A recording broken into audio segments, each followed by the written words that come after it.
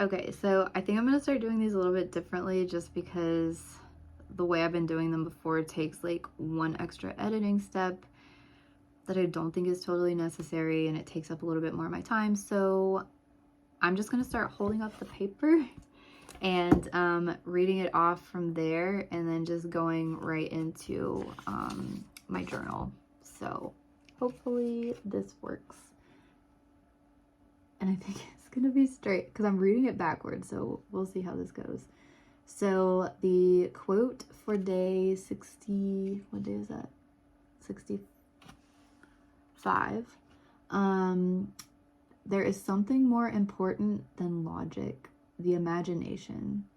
What do you love about your imagination? What is the most creative thing you've ever come up with? And so if you're following along, just pause the video and take a few minutes to think about what your response to this might be, and I'll be back right now with my response. So, day 65, I wrote, I feel like I'm a lot more logical than imaginative, but maybe that's not the case. Or maybe it is the case that I lean more toward logic, but still hold some creativity and imagination. Ever since I was little, I wanted to be artistic and creative. Maybe that's because it was talked about a lot in school and on children's TV shows and in books. For whatever reason, I felt like creativity. So basically, I'm saying, like, for whatever reason, when I was a kid, I felt like creativity and imagination was something good, and it was something to strive for and embrace. And yeah, thinking back, like, it does seem like that's pushed in school, like, use your imagination. Or I don't know if it still is, but back when I was in school. But at a very young age, I recognized that I didn't have it.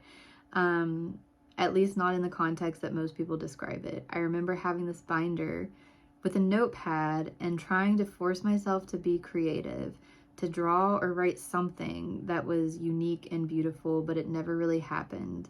I would draw standard flowers or houses. I would always put the little sun with the little rays in the corner of the drawing. Oh, good. I'm glad I wrote about this because this was something that came to mind as I was reading this. I said in the 3rd grade, we would have these coloring contests every month. I was always very good at coloring in the lines, but I don't remember winning the contest until one month I colored the picture rainbow. The whole thing, even though it didn't make any sense. So basically, like, every month there would be like a theme, you know, for like, I think the month that I won was like November, if I remember right. Because it was, I think we were having to like color a turkey or something like that. And I just remember, instead of like drawing in the lines, I just would go one little strip of red, one little strip of orange, one little strip of yellow, green, just all across. It wasn't like in the lines or anything. Like, I stayed in the lines of the outline of the turkey, but the whole thing was just kind of rainbow all the way through. And I won that. And I was like, are you kidding me? This turkey looks ridiculous, but I just was into rainbows at that time, I guess. It colored the whole thing. I didn't really understand why I won.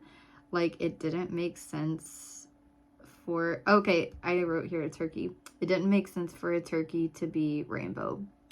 And then, so I won, and this was one thing, like, in 3rd grade, I've always been interested in, like, social, what's the word? Like, social patterns and social psychology, I guess I'm realizing now. Because I remember in 3rd grade thinking, like, wow, it's weird that I won. Like, I thought my picture was pretty, but it wasn't, like, it was just weird. And then I remembered the next contest was like a Santa. And I was still into the rainbow thing. So I colored my Santa rainbow the same way that I did the turkey.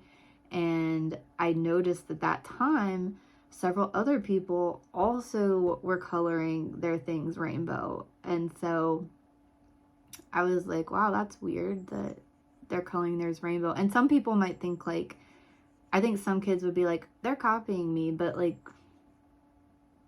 I didn't feel that way. I was just like, I don't remember feeling any like negative feelings towards the people who were also coloring their stuff rainbow, because it made sense to me. Like, if that's what won if that was what was winning last time, like, why not do it this time and see if you could win? And I can't remember if I won that month or not.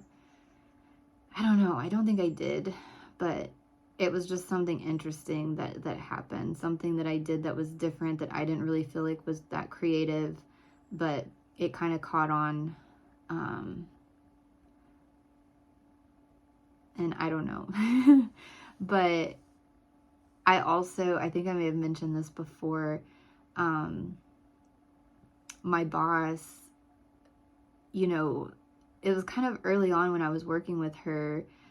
She like gave me this task to do, and she's like, oh, you know, you'll be really good at this because you're really creative. And I was like, what? Like, I don't think I'm creative at all, you know? And I think maybe I'm creative in ways that are like different from how I perceive what actual like creative is. I think, like I said in here, I feel like creativity is more towards like art, you know, or like music or things like that. Well, I guess just the art genres or whatever. But maybe creativity can be in different things, just like coming up with different ideas, even if it seems like analytical. If you're looking at something that's analytical but just looking at it in a different way, then that's creative too. So I think that's one thing I've come around to as I've gotten older, is like, maybe I am creative and maybe I am using my imagination in ways that just aren't ways that are typically thought of, or not ways that I thought of as being creative. So yeah.